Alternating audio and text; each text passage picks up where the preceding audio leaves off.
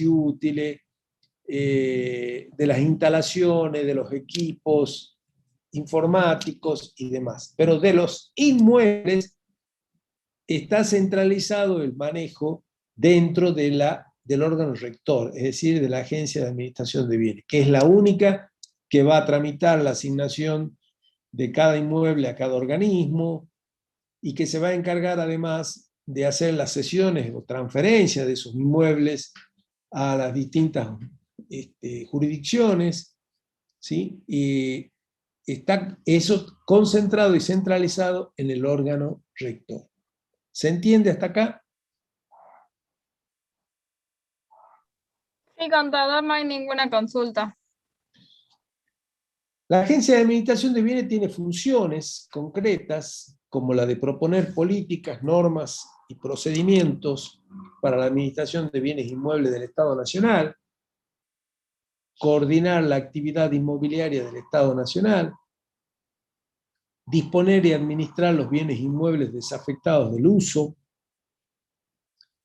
coordinar con los SAF acciones conducentes en la materia, fiscalizar y controlar los bienes inmuebles, transferir y enajenar bienes inmuebles desafectados del uso, efectuar el saneamiento y perfeccionamiento de los títulos inmuebles, administrar el Registro Nacional de Bienes Inmuebles, elevar anualmente una memoria a la Jefatura de Gabinete y proponer a la Jefatura de Gabinete la desafectación de bienes inmuebles. Aceptar donaciones o legados también con o sin cargo. Como verán, en definitiva, la Agencia de Administración de Bienes tiene que ver con todo lo que tenga que ver, vaya la redundancia, con la administración de bienes inmuebles. El registro lo lleva el órgano rector, los informes, el saneamiento y perfeccionamiento de los títulos inmuebles, la transferencia, la enajenación, la fiscalización, el control, ¿sí? Todo lo que tenga que ver con los bienes inmuebles. Y por lo demás, coordina con los SAF acciones conducentes en las materias, fundamentalmente que tengan que ver con el conjunto del sistema, pero después se ocupa preferentemente de todo lo relacionado con los bienes inmuebles del Estado Nacional. Lo mismo sucede en la provincia de Salta, que ya vamos a ver también cómo funciona.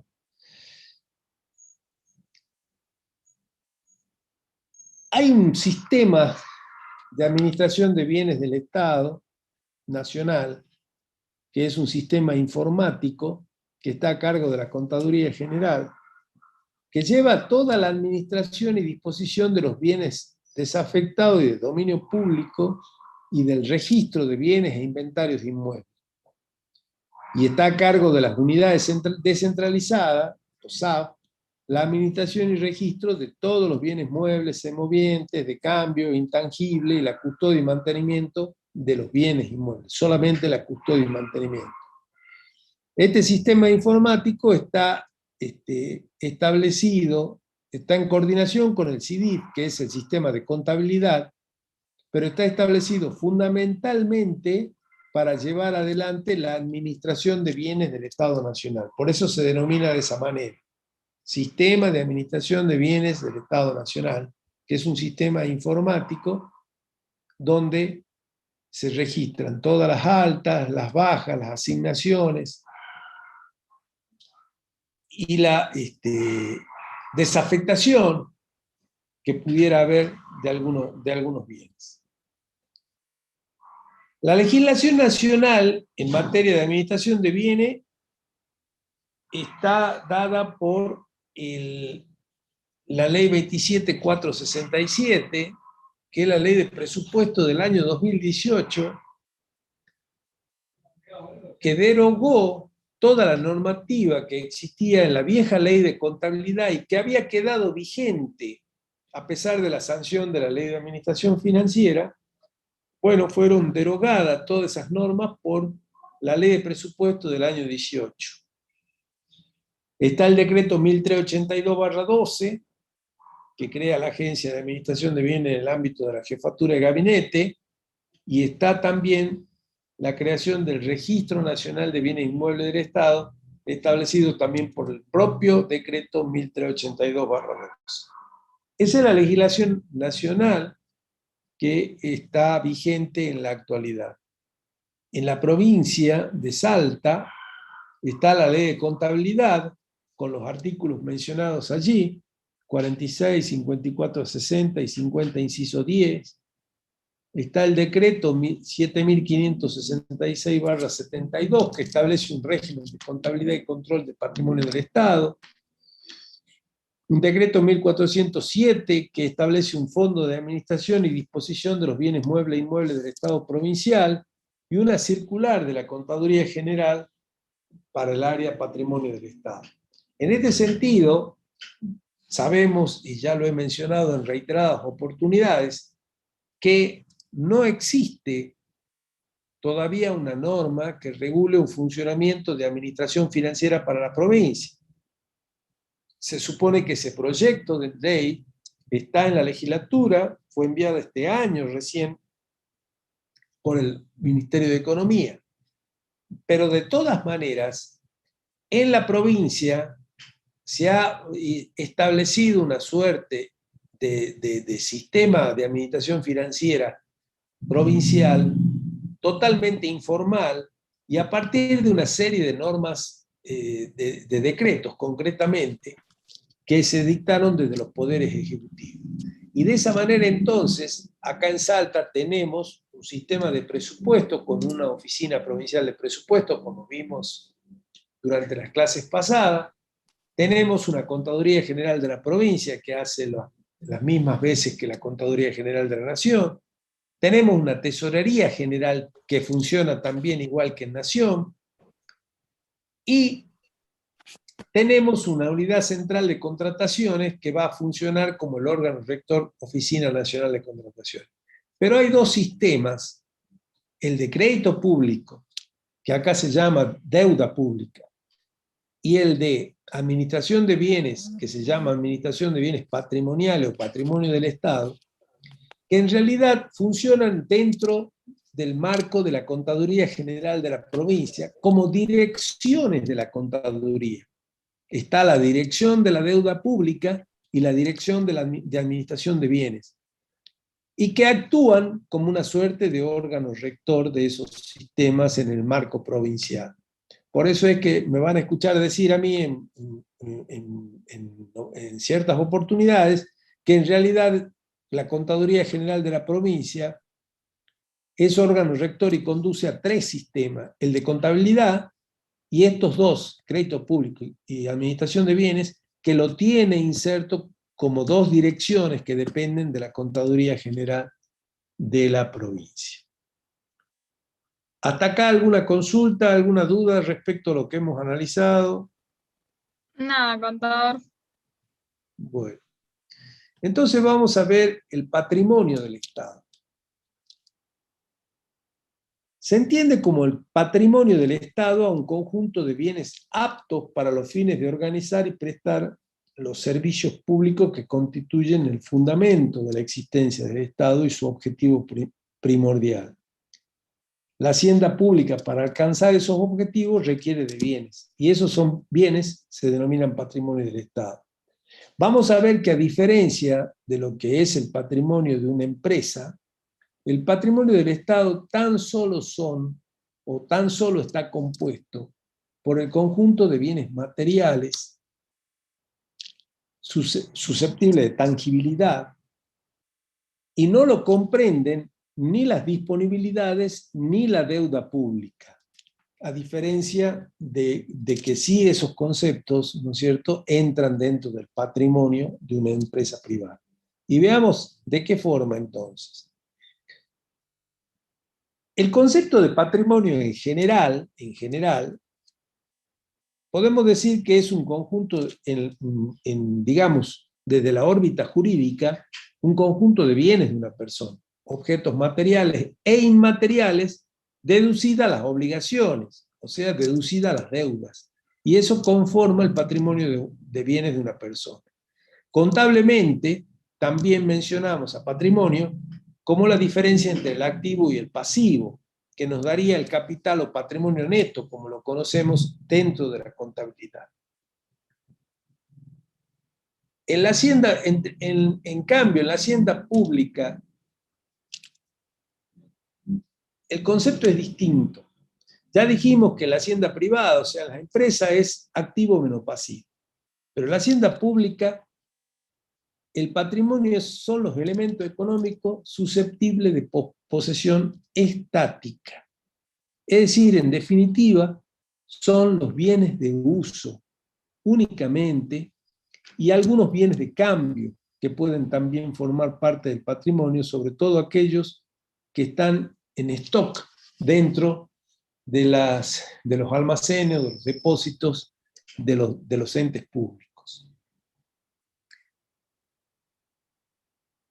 En el patrimonio de la hacienda privada, todos los bienes son enajenables en su totalidad, se usan para determinar el resultado y dan a conocer la solvencia de la empresa.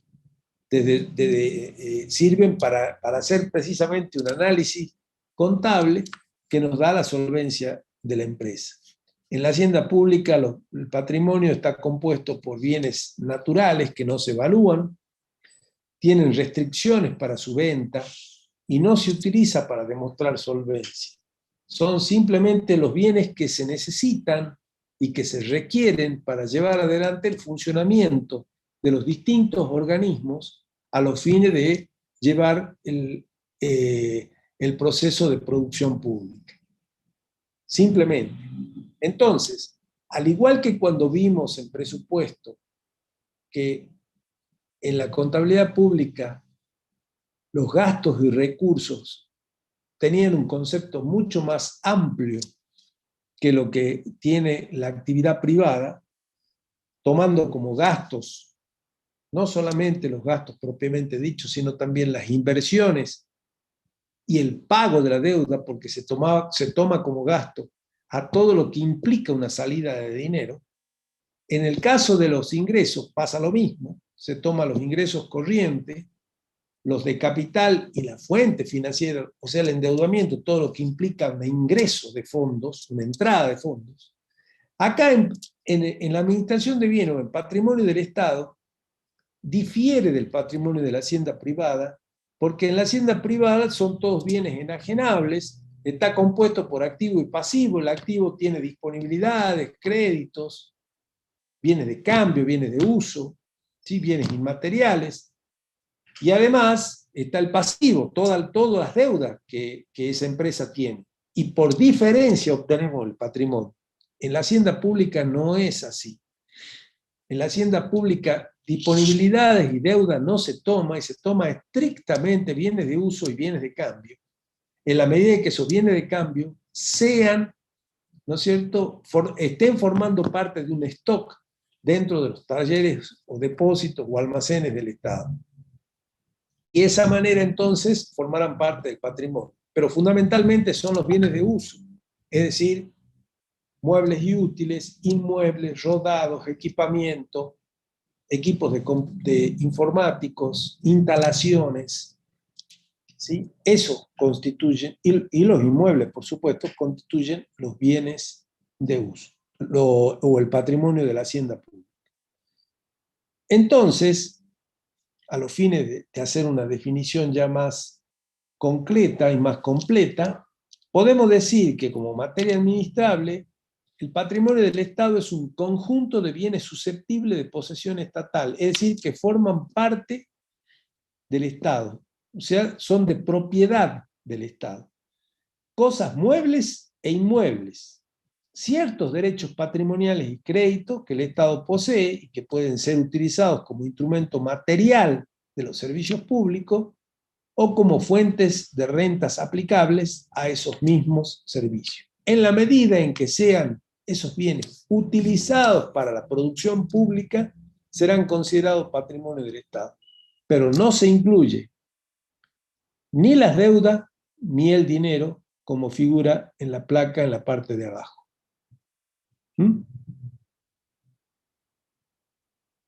Ahora bien, dentro de lo que es el patrimonio del Estado, podemos decir también que el patrimonio de las entidades descentralizadas, o sea, los organismos descentralizados, las empresas y sociedades del Estado, forman parte del patrimonio del Estado. En cambio, el patrimonio de las entidades que son hacienda conexa, es decir, hacienda paraestatal, no forma parte del Estado. ¿Por qué? Porque son patrimonios de haciendas privadas que cumplen una función pública y por eso se denominan paraestatales, pero son en haciendas privadas, como el caso de EDESA, ¿no es cierto?, que es una hacienda paraestatal por el hecho de llevar adelante la concesión del servicio de luz, o Gasnor, que hace servicio de gas. Pero son empresas privadas, por lo tanto el patrimonio es privado, no es del Estado. Las empresas del Estado figuran en el patrimonio del Estado por la diferencia entre activo y pasivo, es decir, por el patrimonio neto, porque allí sí, para las empresas del Estado se toma el patrimonio neto de cada empresa para tomarlo como patrimonio del Estado, porque recuerden que las empresas del Estado están legisladas no solamente por el derecho público, sino también por el derecho privado, porque son objetos de reglamentación de la ley de sociedades anónimas. Entonces, por esa razón, tan solo se toma de las empresas del Estado el patrimonio neto. ¿Está claro esto? ¿Hay alguna consulta por ahora? Nada, contador, ninguna duda. Ninguna duda. Bueno, ¿están todos tomando clase o No sé. están ausentes? Que no, De- no hay ninguna a mí me- pregunta para hacer. no, sí, profesor, a mí me surgió una duda. ¿En eso viene del Estado como las computadoras? ¿Eso se las evalúa? ¿Se evalúan Ah, esos ya, bienes? ya vamos a llegar a la evaluación, Ay, ya vamos a llegar a la evaluación. Lo importante entonces, que hasta ahora lo que vamos viendo es cómo funciona el sistema, el órgano rector, las unidades operativas, y qué entendemos fundamentalmente por patrimonio del Estado en la hacienda pública, a diferencia de la hacienda privada. Esto es lo importante que vamos viendo en la clase de hoy. Por el chat, Martín respondió que todo bien, profe, así que ya hay 2 alumnos prestando atención. Bueno, el inventario de los bienes del Estado también tiene alguna distinción. En la contabilidad general para las empresas privadas es una descripción formal, detallada y ordenadamente clasificada de todos los bienes, de todas las obligaciones que integran el patrimonio, ¿no es cierto? Que es con expresión de valor en unidades monetarias asignadas en forma racional con el fin de hallar un patrimonio neto. Y de esa manera entonces podemos, a través del estado de situación patrimonial, establecer claramente cuál es el patrimonio de la empresa privada. En la contabilidad pública, en cambio, el inventario de bienes del Estado es una simple descripción de los componentes de dominio público y de dominio privado del Estado, con asignación de valores racionales en el caso de alguno de esos bienes y con miras a efectuar un adecuado control de la gestión patrimonial en la hacienda pública. Y ya vamos a ver por qué en alguno de esos bienes. Hay muchos bienes del Estado que no se pueden evaluar, que no tienen un valor. ¿Sí? Ya lo vamos a ver a cada uno de esos casos. Y acá está precisamente. Hay un criterio jurídico que nos da el Código Civil y Comercial de cuáles son los bienes del Estado. Y nos dice que son aquellos elementos económicos susceptibles de posesión estática, como bien lo dijimos, y que hay bienes de dominio público y bienes de dominio privado. Y esta distinción, esta clasificación, es muy importante que ustedes la conozcan y la entiendan, porque entonces van a poder entender de mucha mejor forma cómo funciona el patrimonio del Estado y a qué se refiere todo el sistema de administración de bienes del Estado.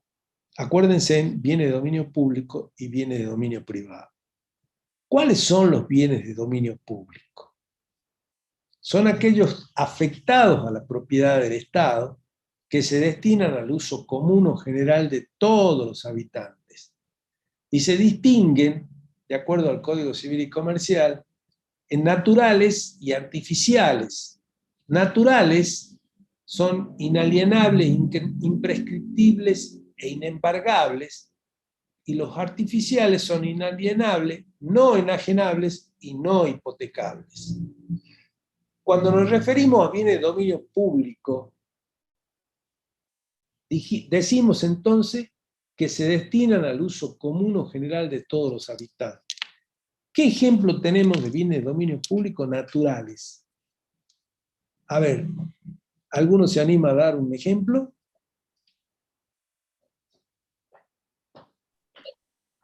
Los ríos serían, por profesor. ejemplo, profe. No. Los ríos, exactamente, las playas, los cerros. Hay el una Cerro San alumna Bernardo. que dijo una plaza, así que capaz que quiere explicar que no. No, una plaza no, y ya le explico por qué. Los cerros, porque es natural, ¿no? Ahí no intervino la mano del hombre. ¿Sí? Ese es un bien público natural. El Cerro San Bernardo es un bien público natural, ¿sí? Que corresponde a la ciudad capital, porque está dentro del ejido municipal de la ciudad capital de Salta. Quizá también la provincia lo pueda hacer propio porque, bueno, tiene su asentamiento en la ciudad capital. Después los ríos que pertenecen a la provincia, en algunos casos son nacionales los ríos porque atraviesan distintos tipos de provincias. Las playas, ¿sí? Las playas que están a orillas del mar Atlántico, en la provincia de Buenos Aires, en la provincia de Chubut, Río Negro, Santa Cruz. Las playas del río, que están en Corrientes, Entre Ríos, ¿verdad? En Resistencia, Chaco. Están todo lo que tenga que ver las cataratas del Iguazú. Miren, si es un bien natural, que además ha sido declarado patrimonio universal, ¿no es cierto? Pero independientemente de esa declaración, esos son los bienes naturales. Son Parque Nacional inalienables. también. Los parques nacionales, sí, inalienables, imprescriptibles e inembargables.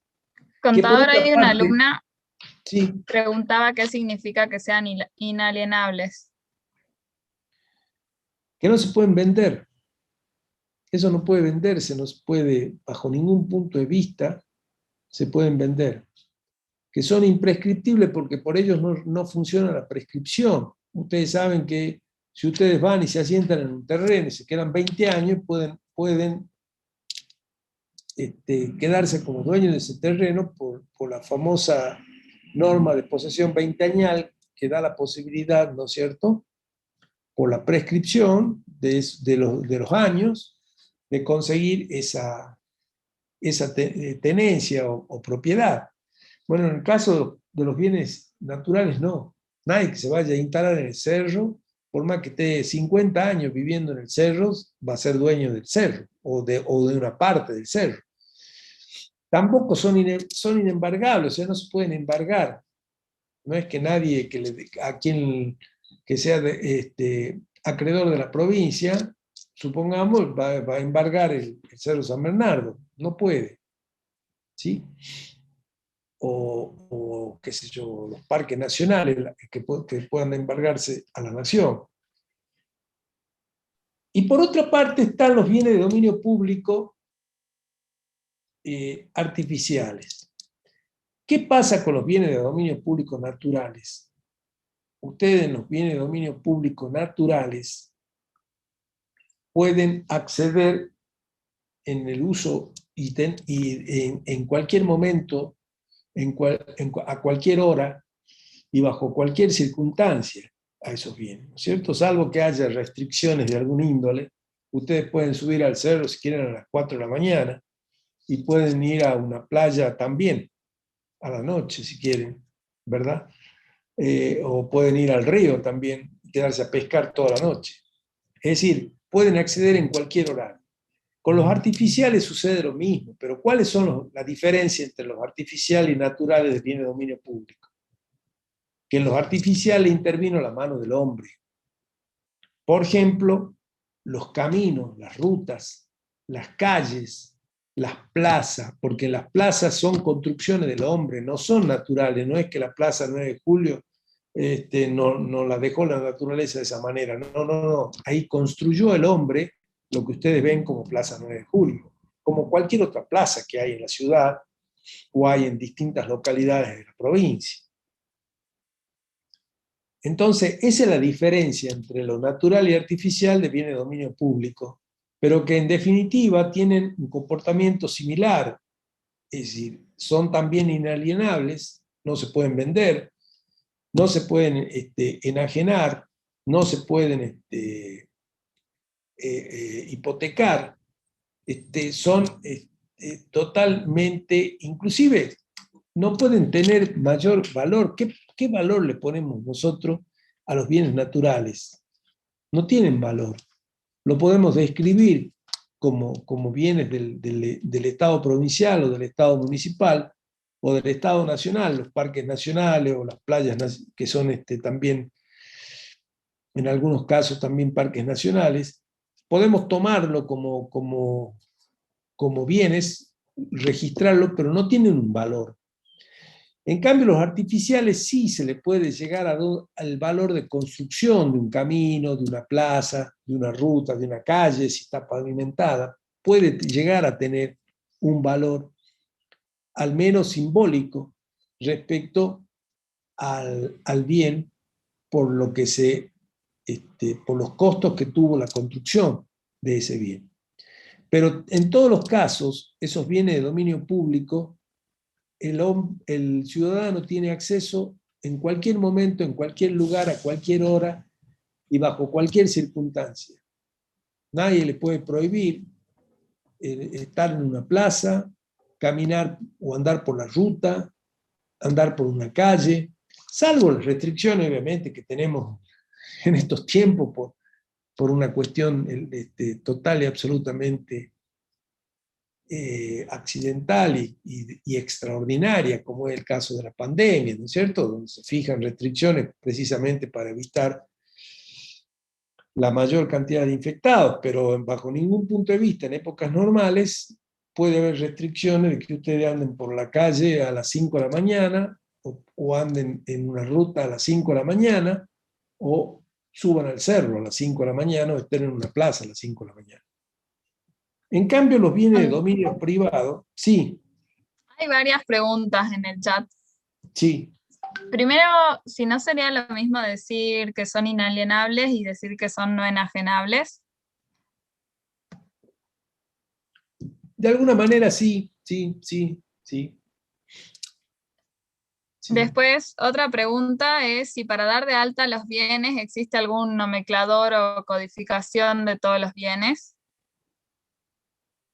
No, en general, el Estado es propietario de los bienes que están dentro de su jurisdicción, ya sea el Estado provincial, nacional o municipal, pero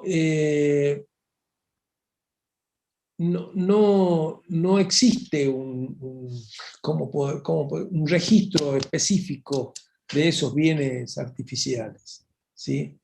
O sea, no están figurando las rutas, más allá de que algunas son nacionales y provinciales, pueden figurar en un registro de cuáles son las rutas provinciales, cuáles son las rutas nacionales, y estarán dentro de lo que significa el patrimonio del Estado, ¿verdad? Pero no es que se hace un detalle de todos estos bienes para presentar en ninguna parte, porque además no sirven para ser garantía de nada, porque no se pueden embargar, no se pueden cambiar, no se pueden modificar, no se pueden vender. ¿Sí? Otra pregunta es si en las concesiones, por ejemplo, en las concesiones de un peaje, ¿estos bienes son de dominio público? Aunque esté concesionado. Los bienes son siempre de dominio público. Lo que hay es una concesión del servicio que se presta de atención de ese bien. Es decir, en el caso de los peajes hay un servicio que la concesionaria hace de mantenimiento de la ruta, pero la ruta es bien público. ¿Sí? Hay otra pregunta. Sí. ¿Qué sucedería, por ejemplo, con las ruinas que son anteriores a la presencia del Estado? Bueno. O sea, en realidad no son anteriores. Las ruinas pertenecen a la jurisdicción donde están, donde fueron encontradas. Las ruinas de Esteco pertenecen al patrimonio de la provincia de Salta, por ejemplo.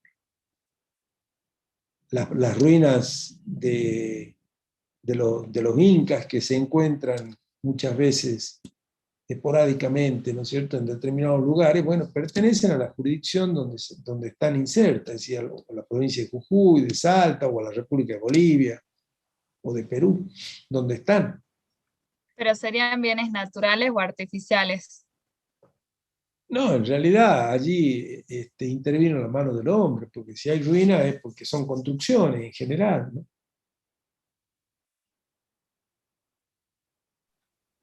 Otra pregunta es si los bienes de uso desafectados o totalmente amortizados siguen siendo parte del dominio público, y si fuese así, ¿pueden ser utilizados para cancelar una deuda?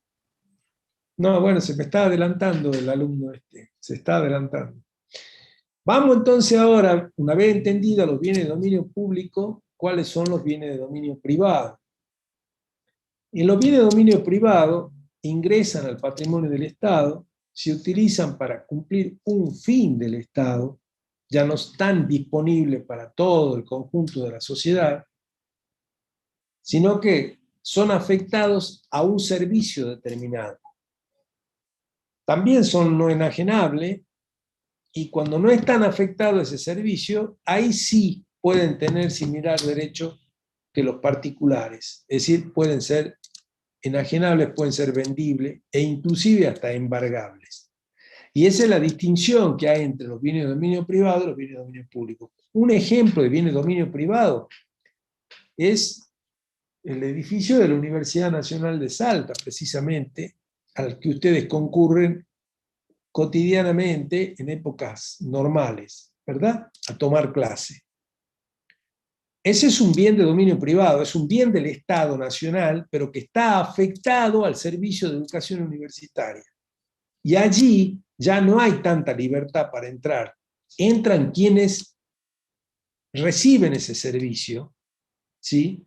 Y dentro de las horas que establece el servicio en que pueden ingresar. Ustedes no pueden ir a las 3 de la mañana, querer entrar a la predio de la universidad porque lo van a sacar corriendo, ¿verdad? No lo dejan entrar.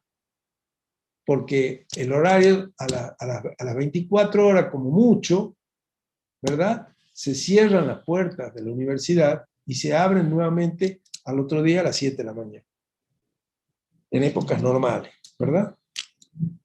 Entonces, ese es un claro ejemplo de bien de dominio privado. Es un inmueble del Estado, pero que está afectado al servicio de educación universitaria. Lo mismo sucede con los hospitales públicos, con las escuelas públicas, con los organismos públicos, son bienes inmuebles que están afectados a un servicio del Estado. También son bienes de dominio privado, obviamente, los muebles rodados, los muebles y útiles, que están afectados a un organismo en particular, ¿sí? Y cumplen en esa afectación con los servicios que tiene ese organismo para con la ciudadanía. Esos bienes de dominio privado tienen una particularidad. Están afectados a propiedad del Estado, respecto de los cuales el Estado puede disponer su usufructo, o sea, los usa. Y la enajenación la puede realizar únicamente a través de un acto administrativo donde puede ejercer su derecho de propiedad. Pero ese uso del bien no está abierto al uso y goce comunitario de todo el mundo, solamente para quienes van a usufructuar el servicio que presta el organismo que tiene a su cargo ese bien afectado. El Estado puede explotarlo, enajenarlo, locarlo, transferirlo, ¿sí? Y pueden ser bienes de uso, bienes de cambio, bienes de consumo. Pero tiene una particularidad. Esos bienes de dominio privado tan solo se pueden vender o enajenar si son declarados obsoletos o fuera de uso. Mientras estén en uso, no pueden venderse. Tiene que salir una disposición del ministro del área o del presidente, en su caso, para decir que ese inmueble o ese mueble y útil está desafectado del servicio y recién allí se puede transferir. Por ejemplo, ¿vieron el edificio del Poder Judicial? O todo el barrio que hay a la par, ¿no es cierto? El barrio, ¿cómo se llama este barrio que está allí? El Guayco. El Guayco, o el Parque General Belgrano. Todos esos bienes inmuebles, donde se construyó el Poder Judicial, donde se estableció el Parque Belgrano y donde se construyó el barrio, todo eso formaba parte de bienes del ejército argentino, o sea, eran bienes del Estado Nacional.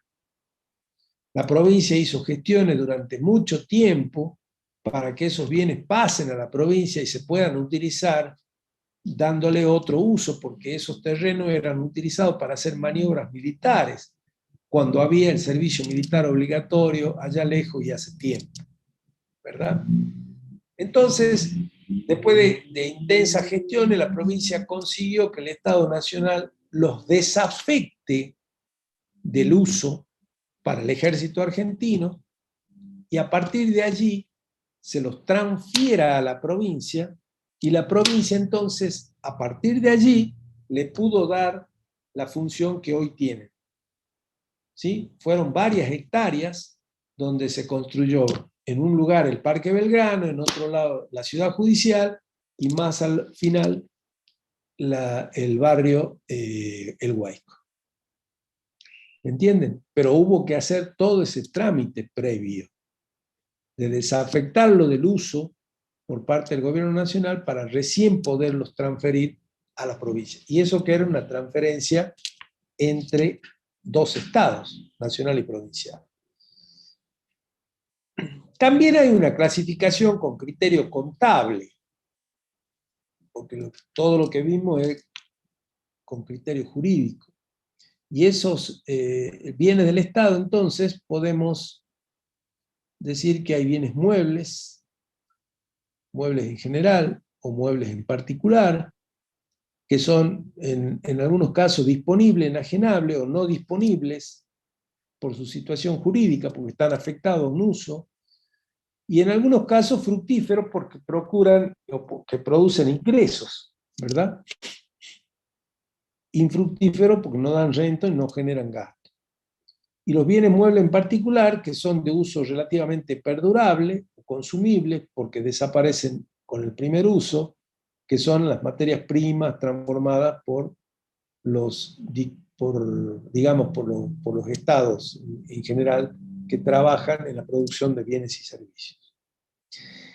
Esta sería una clasificación contable muy similar a las clasificaciones contables que quizás de bienes que ustedes conocen de la contabilidad general. Y Contador, ahora sí antes de que vamos. avance, Sí. hay una consulta. Para poder desafectar y transferir un bien, ¿el Poder Ejecutivo primero necesita autorización del Poder Legislativo? No, el Poder Ejecutivo en general lo hace la desafectación a través de un decreto. Decreto del presidente, del Poder Ejecutivo, sí. Y ahí ya lo desafectan bien. No hace falta una ley. Salvo que haya una ley de expropiación, pero esa es otra cosa, no tiene nada que ver con esto. Y otra consulta, ¿cuál podría ser un ejemplo de un bien mueble ¿Cómo? ¿Un bien mueble? fructífero? Y puede serlo un bien mueble, bienes que pueda alquilar el Estado, que en general son más bien bienes inmuebles, lo que en general le genera alguna renta al Estado. Sin ir más lejos, las cataratas es un bien fructífero porque le produce mucha renta al Estado, precisamente porque cobran la visita a las cataratas, se cobra y se cobra, ¿no es cierto?, un arancel bastante interesante e importante. Lo mismo sucede en los parques nacionales. Ustedes para entrar tienen que también pagar una entrada, ¿verdad? Esos son el caso de bienes fructíferos que producen rentas. En bienes muebles en general, no creo que haya ningún bien mueble que el Estado lo alquile para producir una renta. Así que no sé qué ejemplo puede haber en ese sentido. Son más bien los bienes inmuebles los que generan rentabilidad o pueden llegar a tener la categoría de bienes fructíferos. Y vamos a la evaluación de bienes, entonces. Alguien preguntaba hace un rato precisamente cómo se evalúan los bienes.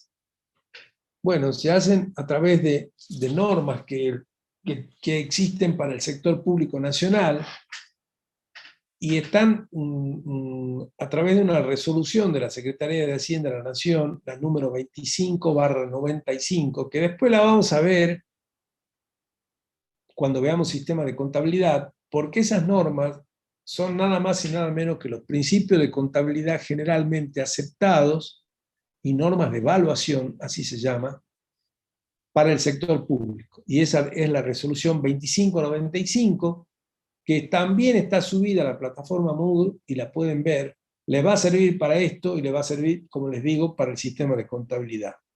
Y allí, en la evaluación de bienes de uso, muebles e inmuebles, bienes de cambio, bienes inmateriales, el criterio de evaluación en realidad es costo original y la amortización es lineal, ¿sí? Es decir, los rodados tienen 5 años, los inmuebles tienen 20 años, según una tabla de alícuotas que elabora la Contaduría General de la Nación precisamente. La evaluación contable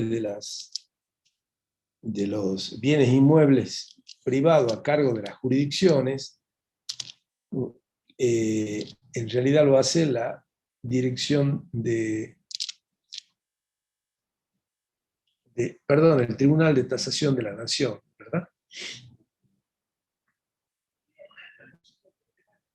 Y veamos además cómo funciona la inmunidad estatal en el embargo de bienes públicos. Ustedes saben que los bienes públicos, dijimos que son en muchos casos, sobre todo los naturales o artificiales, inembargables, ¿verdad?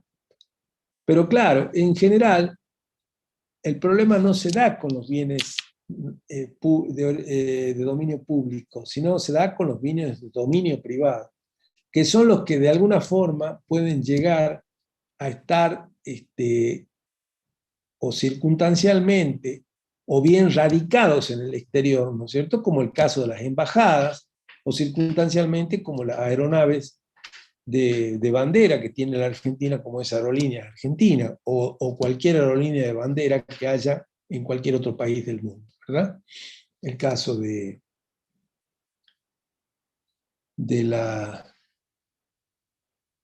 Alitalia, que es de bandera italiana, o el caso de Iberia, que es de bandera española, ¿verdad? Bueno, ante tribunales extranjeros, el Estado deudor puede ejercer su derecho a la inmunidad para evitar el embargo de los bienes radicados en el extranjero, que es un principio de inmunidad y de cortesía internacional, no es absoluto, pero allí se debe distinguir entre actos soberanos y actos de gestión. Por esa razón, entonces, los bienes afectados al servicio exterior de la nación, ¿no es cierto?, no serían embargables. O sea, no se pueden embargar en embajada. Ustedes saben que muchas veces, por dificultades con el endeudamiento externo, algunos acreedores, sobre todo aquellos fondos buitres, han intentado en muchas ocasiones embargar bienes de nuestros países en el extranjero. Lo mismo con otros países, ¿no es cierto?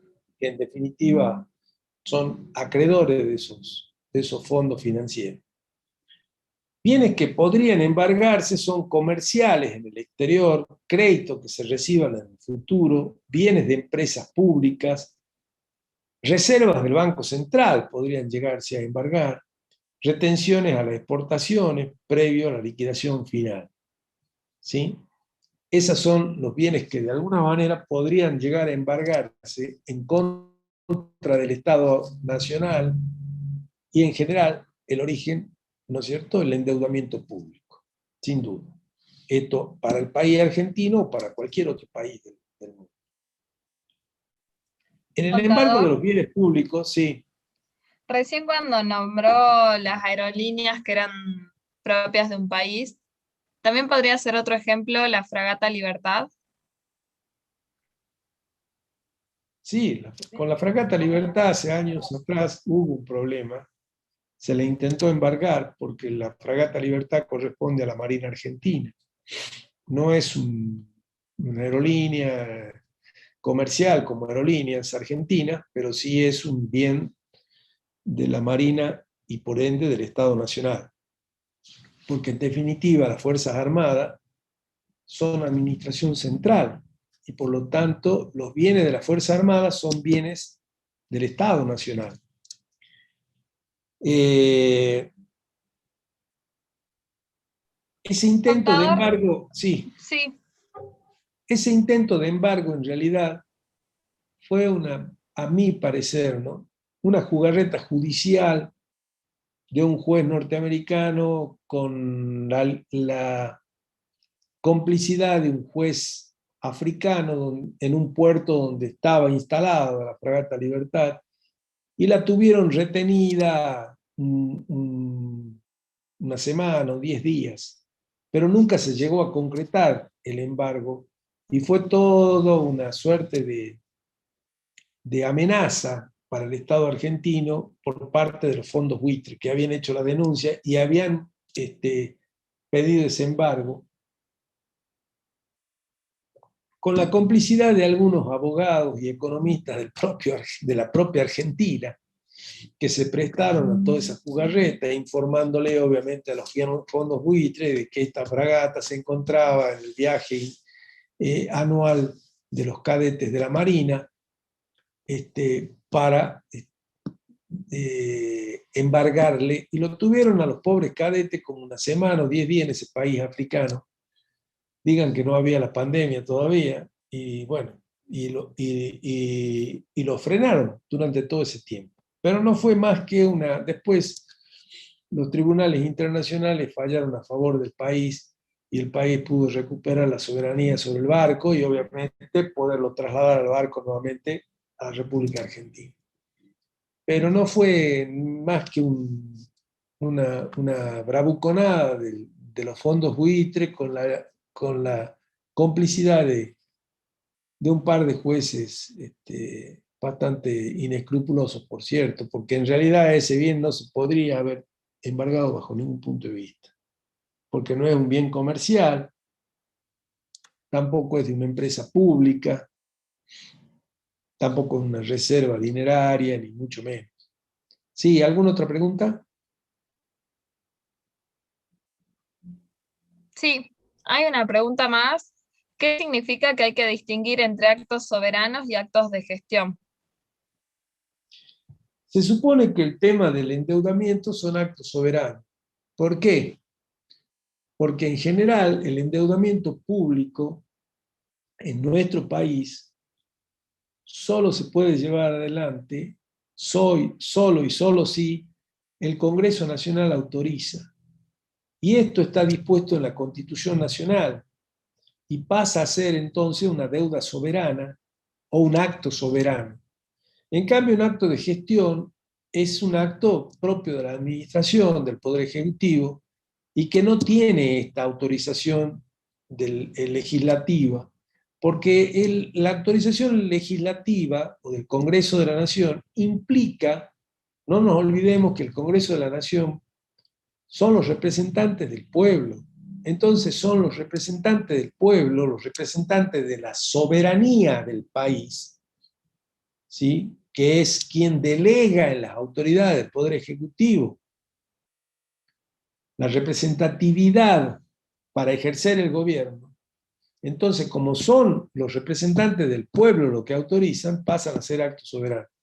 Si son cuestiones eminentemente propio de la gestión nada más, son porque los tomó el Poder Ejecutivo sin la aprobación del Poder Legislativo.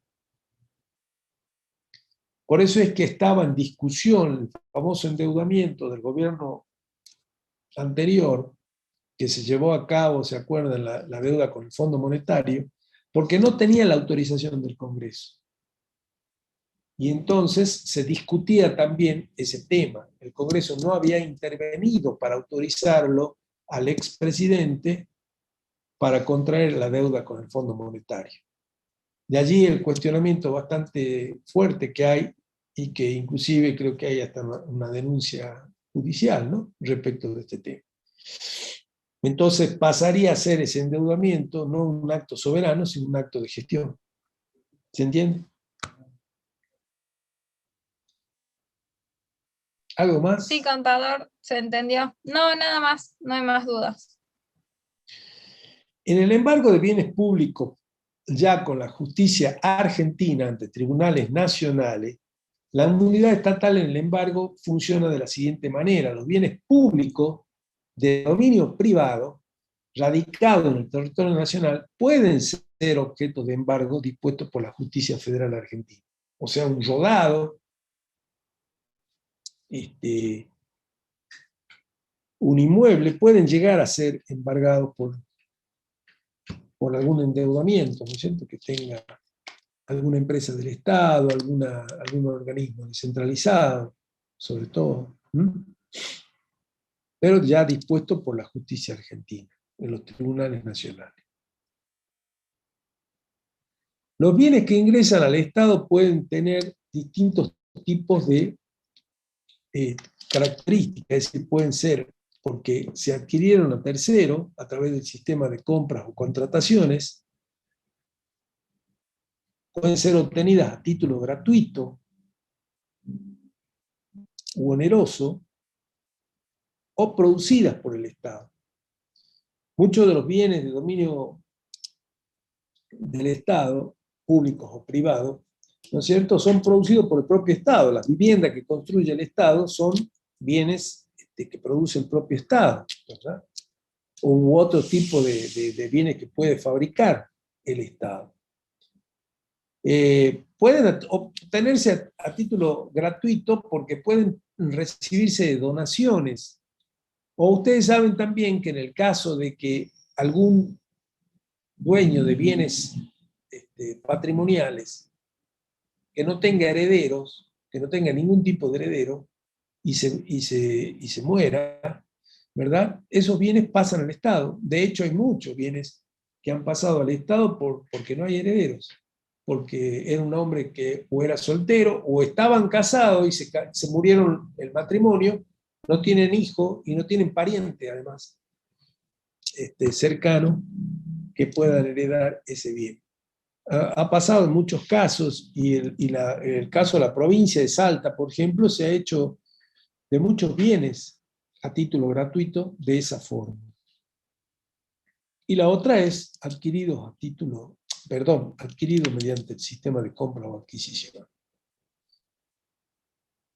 Volviendo ya a la normativa contable del sector público respecto a la administración de bienes, podemos decir que esos principios de contabilidad generalmente aceptados de las normas generales de contabilidad para el sector público nacional establecen, ¿no es cierto?, postulados, principios, cualidades de la información contable y fundamentalmente normas generales de exposición y evaluación para los bienes del Estado.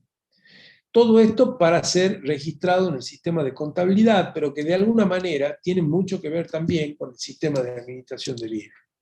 Y en ese sentido, podemos decir que la ley 24.156 nos dice que el sistema de contabilidad gubernamental se ajustará a lo siguiente: las unidades de registro primario de cada jurisdicción deberán mostrar como mínimo y sin perjuicio de otra información que requiera la contaduría, la ejecución presupuestaria de recursos y gastos y el inventario valorizado de bienes físicos y los movimientos de fondos y valores. Y tiene acá lo que nos interesa a los efectos del sistema de administración de bienes es ese inventario valorizado de bienes físicos, que es uno de los 3 elementos que cada unidad de registro primario de las jurisdicciones y entidades, es decir, los SAF, debe tener registro, ¿sí? Debe registrar. Por otra parte, los mismos principios de contabilidad generalmente aceptados en la evaluación nos mencionan que las inversiones en bienes de uso se deben evaluar por su costo de adquisición, de construcción, o en su caso por un valor equivalente cuando se reciban bienes de uso sin contraprestación. Es decir, algún valor de mercado que pudiera llegar a tener ese bien cuando no hay una contraprestación exigida, entonces se evalúa a ese importe. Por ejemplo, en el caso de un legado, de una donación, o de incorporarse al Estado a título gratuito, por el caso que yo les mencionaba, cuando hay personas que no tienen heredero, se tomará el valor en plaza de ese bien, porque no hay valor de costo ni tampoco hay valor de construcción. El costo de adquisición incluye precio neto pagado, más todos los gastos necesarios para colocar el bien en lugar y condiciones de uso, como fletes, seguros, derechos, gastos de importación y gastos de instalación hasta la puesta en marcha del bien. ¿Sí? O sea, todos los gastos generales se suman al precio que se pagó por el bien. Y en el caso de la construcción, el costo de construcción incluye los costos directos e indirectos, es decir, la mano de obra, los materiales, la planificación, la administración de obra, que se devenguen durante el periodo efectivo de la construcción. También en la evaluación dice que los bienes recibidos en donación deben ser contabilizados en valor estimado, ¿sí? Que pudiera haber representado el desembolso que hubiera sido necesario efectuar para adquirirlo. E insisto, en general se toma un valor en plaza, de lo que ese bien cuesta en plaza.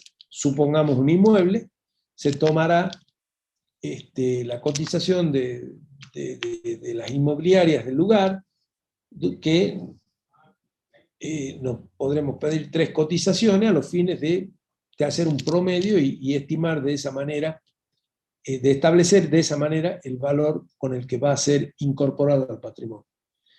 Los bienes adquiridos en moneda extranjera se registran al tipo de cambio vigente a la fecha de adquisición, y los costos de mejoras, reparaciones mayores y rehabilitaciones que permitan extender la vida útil del bien se capitalizan en forma conjunta con el bien existente, cuando ello sea aconsejable atento a la naturaleza de la operación realizada y del bien incorporado. Esto textual de los principios de contabilidad generalmente aceptados. ¿Hasta acá alguna pregunta? No, contador, ninguna consulta por el chat. Y como de contabilidad estábamos hablando, además de la evaluación tenemos la exposición. ¿Cómo se exponen estos bienes? La exposición de los bienes de uso va en los estados contables y reviste el carácter de activo no corriente, correspondiendo a deducir de los mismos su amortización acumulada, como ustedes ya lo conocen de la contabilidad general. Cuando existan gravámenes o restricciones que afecten a esos bienes de uso, se deberá indicar en nota aclaratoria los estados contables. Tal cual como funciona en la contabilidad general entonces, ¿verdad?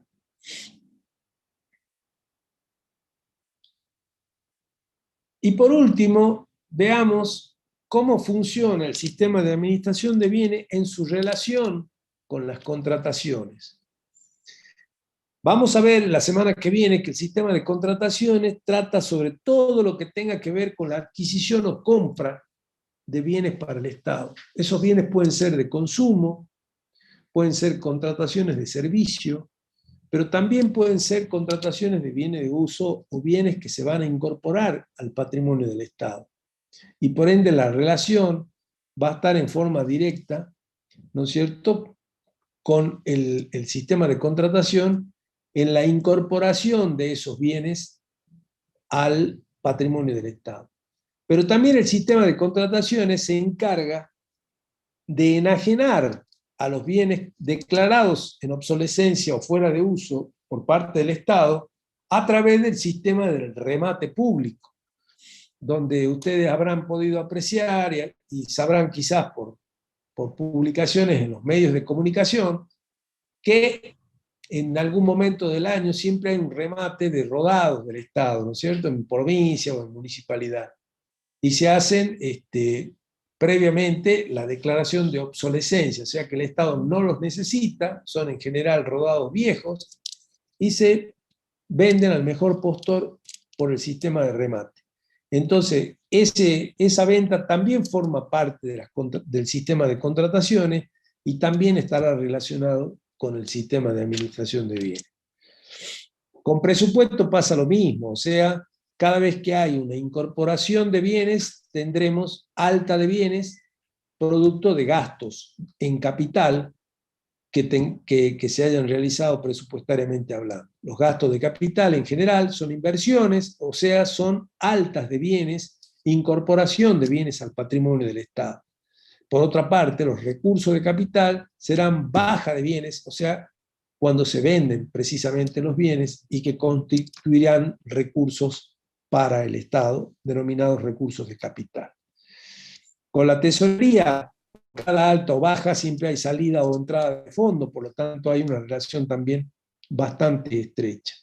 Con la contabilidad, todo, alta, baja, asignación y reasignación de los bienes se registran contablemente. Por ende, también tenemos una relación bastante estrecha. Con el sistema de inversión pública, que es un sistema menor, que no está dentro del macro sistema de administración financiera, pero que funciona también como una suerte de sistema conexo, ese sistema tiene que ver con todas las inversiones que anualmente se realizan en el país. Y en ese sentido, bueno, buena parte de esas inversiones están vinculadas a bienes de capital que se incorporan al Estado o obras públicas que también se incorporan al Estado. Y con el sistema de control, por último, porque bueno, el sistema de control siempre lo tiene al sistema de administración de bienes, digamos, bajo su evaluación, bajo su contralor, indudablemente, porque se necesita tener el control casi permanente de los bienes del Estado, de qué manera están custodiados, si están registrados todas las altas y bajas, para evitar, inclusive, ¿no es cierto?, la pérdida de esos bienes producto de algún acto de corrupción o algún hecho de corrupción. Con esto terminamos la clase. Hay dos preguntas, contador, ¿Sí? antes de que nos vayamos. ¿El Estado puede tener bienes intangibles?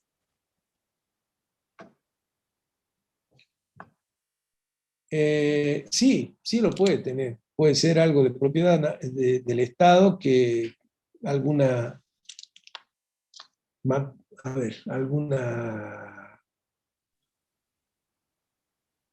bien de propiedad intangible del Estado, sí.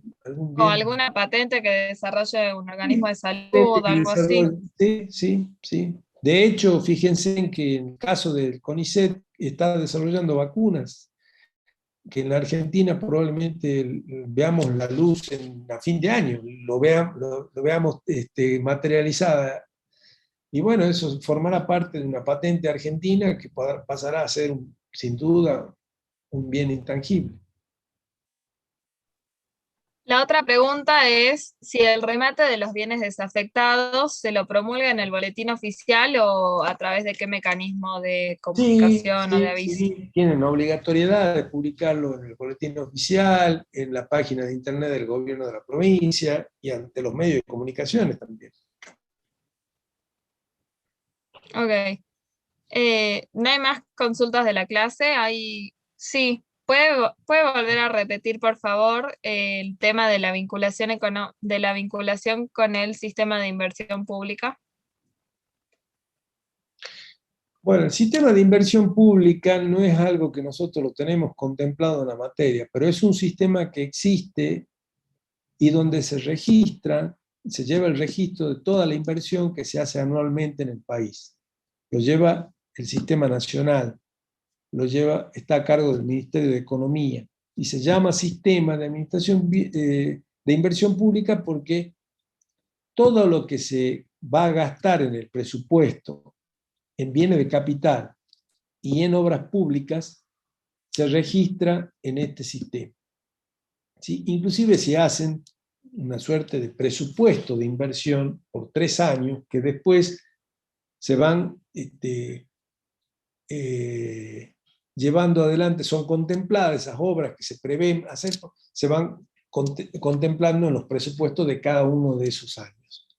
Y ese sistema de inversión pública obviamente está relacionado con la administración de bienes porque se trata de eso precisamente, de registrar todas las compras de bienes de uso o toda la obra pública que hace el Estado, lo cual todo pasará a ser alta en administración de bienes, porque son todos bienes inventariables precisamente. La otra pregunta es, ¿cuál podría ser la definición de bienes públicos de dominio privado?